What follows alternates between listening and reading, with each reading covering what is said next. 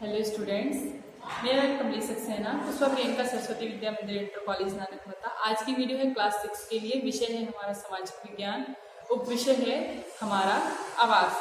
Part 4 है हमारा मानचित्र। इससे पहले वाली वीडियो में बच्चों आपने पृथ्वी की गतियों के विषय में पढ़ा, जो घूर्णन और परिक्रमण के विषय में आपको बताया गया था और साथ ही साथ ऋतुओं के विषय में भी बताया गया था। और आज का जो हमारा प्रकरण है मानचित्र से संबंधित है। तो सबसे पहले बच्चों, मानचित्र होता क्या है इसके विषय में बताएंगे आपको।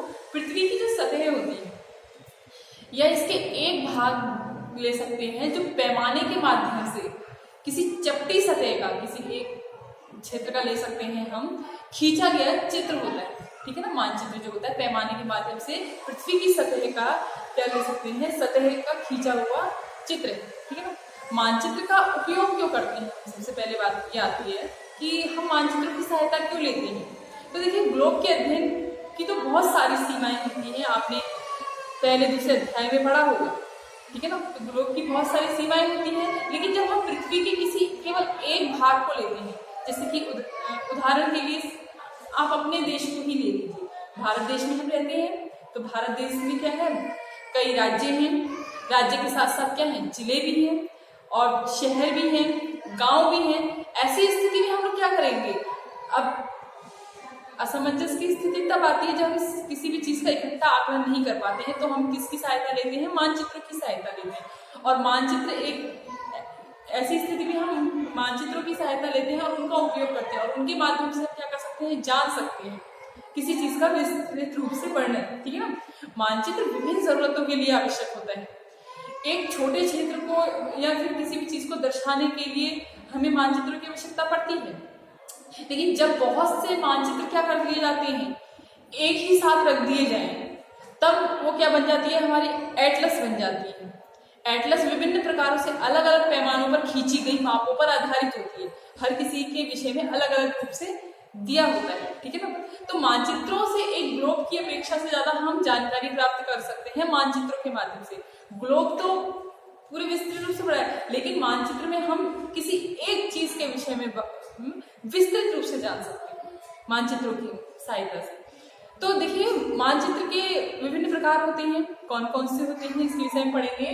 तो भौतिक मानचित्र, भौतिक मानचित्र क्या, इनके अंतर्गत क्या आते हैं। भौतिक मानचित्र के अंतर्गत पृथ्वी की जो प्राकृतिक आकृतियां होती हैं, जैसे प्राकृतिक आकृतियों के विषय में आपने पढ़ा होगा, तो पर्वत हो गए, पठार हो गए, मैदान हो गए, नदियां हो गई, महासागर हो गए, ये इत्यादि जितनी भी सारी चीजें होती हैं, इनको दर्शाने वाले जो मानचित्र को हम कहते हैं भौतिक या फिर उचावच मानचित्र भी कहते हैं।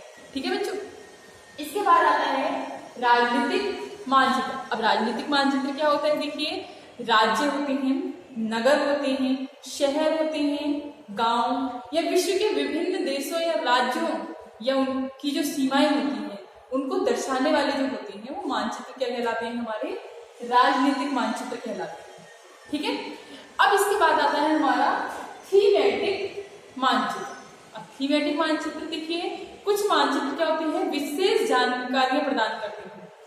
कौन कौन सी जानकारियां, कई प्रकार की होती हैं, जैसे कि सड़क के विषय में हम जान सकते हैं, या फिर मानचित्र या वर्षा या फिर वनों के या उद्योगों के विषय में आदि का जो विस्तार पूर्वक वितरण होता है, दर्शाने वाले जो मानचित्र होते हैं, इसी प्रकार के मानचित्र के अंतर्गत आते हैं थीमेटिक मानचित्र के अंतर्गत। इसके अंतर्गत आपको बताया है सड़क, वर्षा, वन, उद्योग वगैरह जितने भी इसके अंतर्गत आते हैं थीमेटिक मानचित्र के अंतर्गत आते हैं।